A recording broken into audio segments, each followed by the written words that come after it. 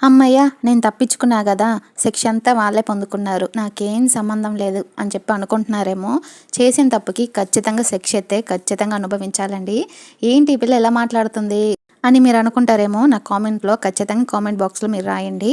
ఒకరోజు స్కూల్‌లో fifth class నేను చదువుకునేటప్పుడు నేను, మా చెల్లి అలాగే ఇంకొక ఫ్రెండ్ కలిసి అందరం కూలింగ్ వాటర్ కోసం అని చెప్పి షాప్‌కెళ్ళాం. షాప్ నుంచి తిరిగి వచ్చేటప్పుడు కూలింగ్ వాటర్ తీసుకొని ఒక రేగ్గాయ చెట్టు అయితే కనిపించింది. చెట్టు నిండా రేగ్గాయలు ఉన్నాయి. అయితే ఫ్రెండ్స్ అన్నారు, వద్దులే టైం అయిపోయింది, ఇప్పటికే ఫస్ట్ బెల్ కొట్టారు, సెకండ్ బెల్ కల్లా స్కూల్లో ఉండాలి కదా, టైం సరిపోద్దు అని చెప్పి అన్నారు.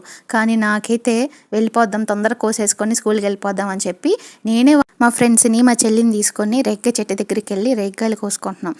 అబ్బా! భలే ఉన్నాయి గదా రేగ్గాయలు అని చెప్పి ఇంకా కోసుకుంటున్నాం. పక్కన ఇంకో చెట్టు ఉంటే అక్కడ కూడా వెళ్ళి కోసుకుంటున్నాం. అయితే వీళ్ళందరూ రేగ్గాయలు కోస్తా ఉన్నారు. నేను దూరం నుంచి ఒకటి గమనించా.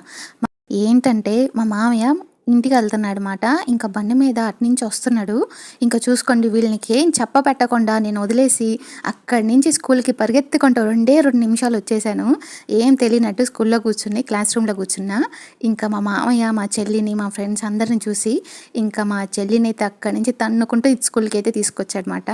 ఏం చేస్తున్నారు స్కూల్‌లో అది ఇది అని చెప్పి తిట్టాడు కాసేపు దాకా. ఇంకా టీచర్స్ కూడా మా చెల్లిని కొట్టారు. ఇంకా మా ఫ్రెండ్స్‌ని కూడా తన్నారన్నమాట. వాళ్ళేంటంటే నా పేరు చెప్పలేదు.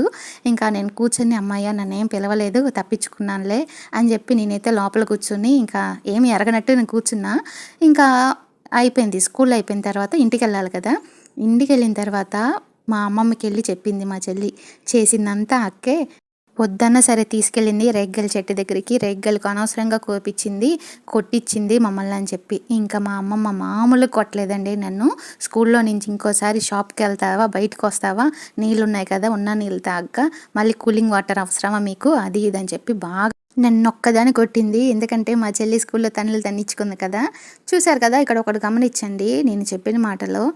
ఎవ్వరైనా సరే, మీరైనా, నేనైనా, నువ్వైనా, ఎవ్వరైనా సరే, మనం చేసిన తప్పు పోనీలే ఎవరు చూడలేదు కదా, నేను తప్పించుకున్నాను అని చెప్పి అనుకున్నాం. కానీ పైన దేవుడైతే చూశారు కదండీ! మనం చేసిన తప్పుకి శిక్ష ఖచ్చితంగా దేవుడు నాకైతే కొంచెం లేట్‌గా ఇచ్చాడు. ఎందుకంటే నేను తప్పించుకున్నానని సంతోషంగా ఉన్నా. కానీ ఖచ్చితంగా చేసిన వాటికి మనం అనుభవించాలి.